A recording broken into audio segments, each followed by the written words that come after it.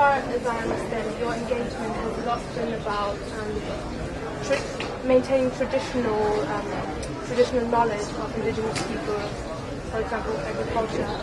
In Tibet at the moment, the stewardship of the nomads, the traditional Tibet nomads, are in danger. They're being resettled by the Chinese government because the glaciers are melting down and the land is drying out. So at the moment, a lot of these people don't have ownership about their own country, about their own land anymore, whereas essentially that's the lifestyle that they've had. So my question would be, what do you think, how is it possible for us to, or how is it possible to empower the nomads to take ownership back of their own land and say has such a big deposit of Chinese government? Yes. The work that we do in the United States and Canada is lifting up the inherent rights of indigenous peoples. One of the frameworks that we apply in addressing climate change with mitigation and adaptation issues is that as indigenous peoples is that we have to have recognition of our land rights, land tenureship. The issues of self-determination are very important.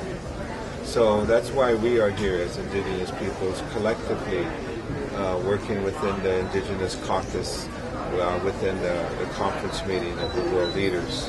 It's been very difficult because one of the main causes of climate change is the production, the mining, and the combustion of fossil fuels. So if you look across the world in many of these developments of oil and coal and other fossil fuels, it's within the backyard of indigenous peoples. And that's why, we're here. And solutions involve land rights. And it's been very difficult to get strong language that recognizes the rights of indigenous peoples. Because, when we really look at the bottom line, many of these governments, along with the multinational corporation and the extractive industry, the oil industry, they don't want to recognize local community rights to land. They want to take away those rights, and some of them have taken away those rights, and they don't want to acknowledge. They use militarization. So that's why, as indigenous peoples, we're looking to people of the world, civil society, to look at all these issues that we have to stand united as a human race and defending the human rights, not only of indigenous people, but the human rights of all people. And my last question would be, do you see any major challenges in the context of a totalitarian communist state as in China? For example, the Tibetan nomads, they can't really voice their issues, they can't really voice how their land is being taken away. What do you think would be the major challenge and how? All these governments of the world do not have a solution on how they recognize indigenous peoples.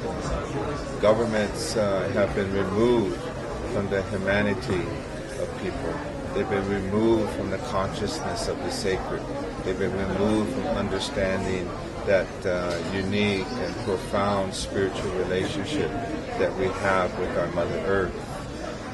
They don't have any understanding of the importance of the environment. It's all been economic development driven. So, we as indigenous peoples in the belly of the beast of the United States, we look at a government that's built around capitalism.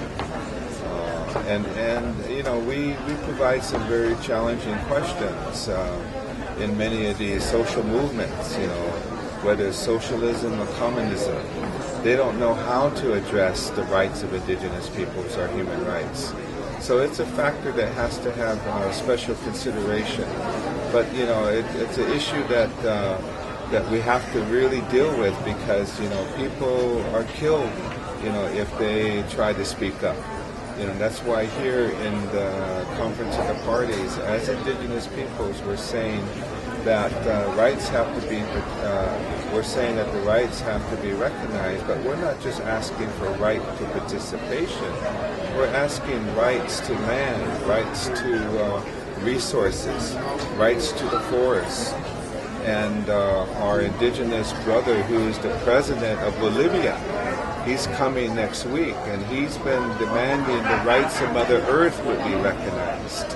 And that's really too far out for a lot of these governments of the world. They have no more understanding about what the relationship is to Mother Nature and to the land.